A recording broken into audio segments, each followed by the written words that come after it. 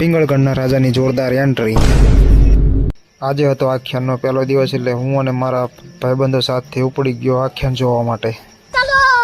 ત્યાં તો અંબેમાના ચોકમાં આખ્યાન રમવાનું ચાલુ કરી દીધું હતું એટલે અમે પણ પોતપોતાની સીટ લઈને બેસી ગયા આખ્યાન જોવા માટે।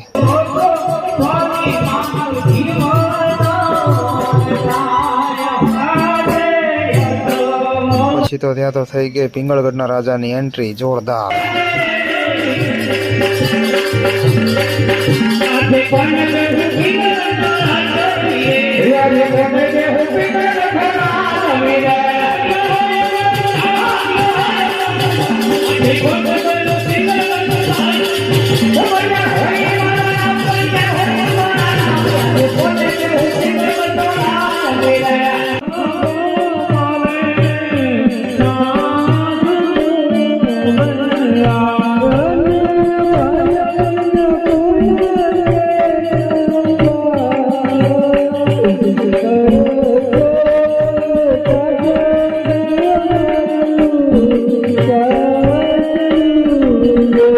પછી મને સડી ઊંઘ એટલે હું ઉપડી ગયો સુવા માટે ઘરે।